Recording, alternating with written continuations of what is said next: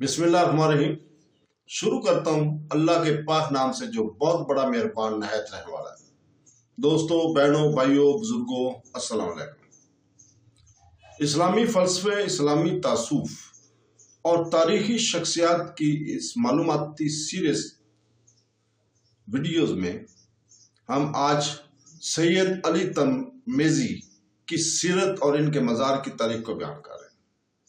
तो दोस्तों, बहनों, भाइयों, सैयद अली तर्मिज़ी जैसे आमतौर पर पीर बाबा के नाम से जाना जाता है, एक मुमताज सूफी थे जिन्होंने इस खित्ते की रूहानी और समाजी तरक्की में एक अहम किरदार अदा किया था, जिसे अब खैबर पख्तूनख्वा पाकिस्तान में, वहां उनका किरदार बहुत ही नुमाया था।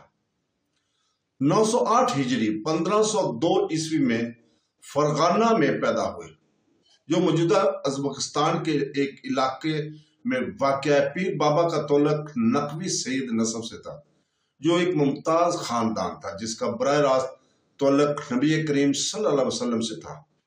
इनकी इब्तदाई जिंदगी में इस्लामी तौसूफ में गहरा तौलक था और आखिरकार उन्होंने तौसूफ को ही अपना लिया। ये एक ऐसा रास्ता है जो इसके रूहानी सफर और इसके आसपास के लोगों के साथ इनके तामल को तश्कील देता है। पीर बाबा की जिंदगी और काम का बरसगीर के रूहानी मंजरनामे पर देर पा असर पड़ा। अपनी जिंदगी का बेशतर हिस्सा उन्होंने यूसुफ ज़ई पश्तून में गुजारा, जो कि जिला बोनीर पाकिस्तान का जिला इलाका केपी में शामिल है।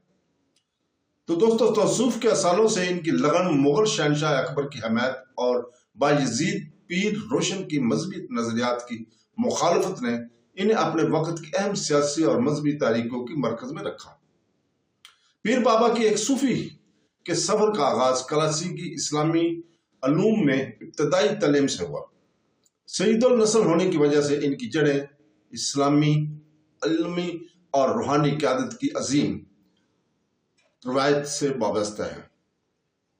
जैसे जैसे वो बालग हुए, पीर बाबा ने सूफी रास्ते को अपना लिया, जो रूहानियत, तज़किया नफ्स और खुदा की बराह रास्त तजर्बे की अंदरूनी जत्तों पर जोर देता है। इनके अवाम, अलूम और तर्ज अमल नक्शबंदी और चिश्ती सूफी अहकाम से बहुत ज्यादा मुतासर हुए। ये दोनों इनकी जिंदगी के दौरान इलाके में बड़े पैमाने पर फैले हुए थे। वक्त गुजरने के साथ वो सूफी बरादरी में एक नुमाया शख्सियत बन गए, जो अपनी रूहानी गहराई, आजिज़ी और अपने पैरोकारों की फलाह बहबूद के लिए अपनी वाबस्तगी के लिए जाने जाते थे। 16वीं सदी के वस्त में पीर बाबा बोनीर के इलाके में आबाद हुए, जो कि अब खैबर पख्तूनख्वा पाकिस्तान का पहाड़ी इलाका है। यहाँ उन्होंने मुकामी यूसुफ ज़ई पश्तूनों के साथ करीबी तल्लुकात इस्तवार किए, जो अपनी जंगजू रवायत और कबायली वाबस्तगियों के लिए मशहूर थे। पश्तूनों में पीर बाबा का असर बहुत गहरा था और उन्होंने एक रूहानी माहौल को फरोग देने में अहम किरदार अदा किया, जिसने अमन, इत्तेहाद और खुदा की अकीदत की हौसला अफजाई की।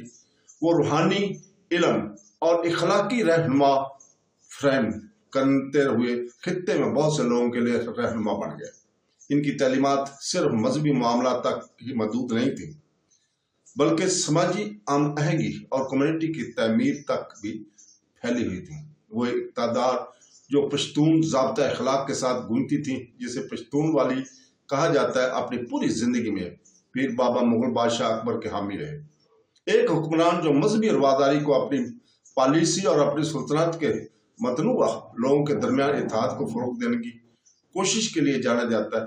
अकबर के लिए पीर बाबा की हमायत, जिसने मजहब और हुक्मरानी के लिए आहंगी के नुक्ता नजर को फरोग दिया, पुरअमन, बकाया, बामी और रूहानी इत्तेहाद की अहमियत में इक़्तिदार को मुस्तहकम करने और मजहबी आहंगी की हौसला अफजाई के लिए अकबर की कोशिशों को बरसगीर पर देर पा असर पड़ा। और पीर बाबा की शहनशाह की हमायत एक ऐसे मुआशरे के लिए इनकी वसी विजन की अक्कासी करती है, जहाँ मजहबी तनों को अपनाया गया हो और जहाँ सूफी तालीमात परवान चढ़ सके। ताहम पीर बाबा का असर मुखालफत के बगैर नहीं था। वो बायजीद पीर रोशन एक मजहबी रहनुमा और इस्लाह पसंद के एक मुखर नकाद थे, जिन्होंने इस्लाम के एक ज्यादा पकीज़ा और सियासी तौर पर چار شدہ شکل کی وکالت کی۔ بھائی یزید پیر روشن کے نظریات جو معاشرے میں قائم نظام اور صوفیہ کے کردار کو چیلنج کرنے کی کوشش کرتے تھے، پیر بابا نے اس خطے میں جس اتحاد کو فروغ دینے کی کوشش کی تھی، اسے تقسیم کرنے والے اور نقصان دہ کے طور پر دیکھا۔ پیر بابا اور بھائی یزید پیر روشن کے درمیان نظریاتی رسا کشی اس وقت کے مذہبی منظر نامے میں وسیع تر کشیدگی کی عکاسی کرتی ہے، جہاں مختلف اسلامی دھڑے اثر و رسوخ کے لیے لڑتے تھے۔ پیر بابا باز یزید کی نظریات کی مخالفت نہ صرف اسلام کے روش سے بہتی صوفی فہم سے ان کی وابستگی کو اجاگر کیا، بلکہ لوگوں کو خصوصی پشتون قبائل کے درمیان امن اور ہم آہنگی برقرار رکھنے کے لیے ان کو خواہش کو بھی اجاگر کیا۔ پیر بابا 991 ہجری 1583 عیسوی میں انتقال کر گیا، اپنے پیچھے ایک گہری روحانی معراج چھوڑ گئے۔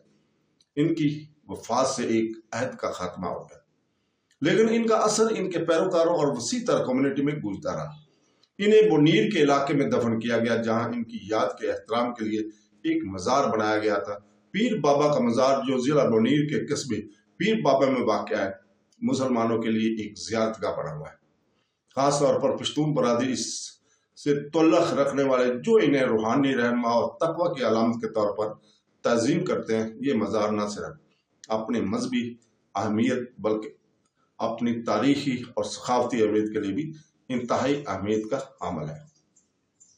صدیوں کے دوران انہوں نے پاکستان اور افغانستان کے مختلف حصوں سے آنے والے زائرین کو اپنی طرف متوجہ کیا ہے، جو اسے روحانی اور ثقافتی تبادلے کا مرکز بنا ہوا ہے۔ پیر بابا کا مزار ان کے سادہ لیکن طاقتور ڈیزائن کی خصوصیت رکھتا ہے، جو اس کے مکین کی عاجزی اور روحانی گہرائی کو ظاہر کرتا ہے۔ یہ پیر بابا کی عقیدت، خدمت اور اپنی برادری کے روحانی بہبود کے لیے ان کی غیر متنزل وابستگی کی یاد دہانی کے طور پر کھڑا ہے۔ اس کے آس پاس علاقے اپنے پرامن ماحول کے ساتھ عکاسی دعا الہی سے تعلق کے لیے ایک جگہ پیش کرتا ہے۔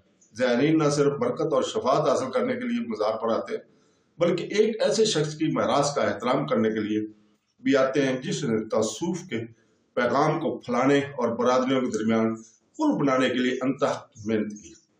اپنی روحانی اہمیت کے ساتھ ساتھ پیر بابا کا مزار بھی اس علاقے کے ثقافتی ورثے کی علامت بن چکا ہے۔ یہ مقامی پشتون ثقافت کے ساتھ اسلامی تصوف کے امتزاج کی عکاسی کرتا ہے۔ یہ ظاہر کرتا ہے کہ مغل سلطنت کے اندر متنوع نسلی اور ثقافتی گروہوں نے کس طرح صوفی روایت کو اپنایا۔ یہ مزار پیر بابا کی زندگی اور تعلیمات کے لازوال اثرات کا ثبوت ہے، جو لوگوں کو روحانی عاجزی، برادری اور اکثر تنازعات سے بھرپور دنیا میں امن کے اصول کی اہمیت کو اجاگر کرتا ہے۔ تو دوستو، اس کے ساتھ ہی ہم آپ اجازت چاہتے ہیں کل تک کے لیے۔ کل ہم اسی وقت انشاءاللہ تعالی ہم پیر سلطان ابدال کی سیرت اور ان کے مزار کی تاریخ کو بیان کریں۔ تو کل تک کے لیے اجازت، اللہ حافظ۔